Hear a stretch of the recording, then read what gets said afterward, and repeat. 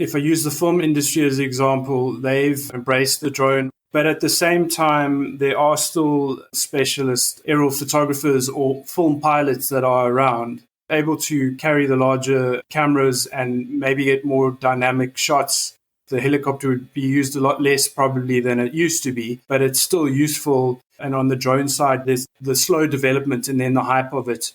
And then it sort of plateaus a bit, and live events like cycle races and that kind of thing that a couple of years ago threatened to take the helicopter side of filming out, where nowadays in South Africa at least, they still have the guys filming out of the side of the helicopter, but at the same time using drone in certain places. At this stage, it's still a bit of a mix, and they all sort of work well together. Then the laws take time of different countries to catch up with that technology. So it's not as simple as just the technology's there. There are other practicalities involved.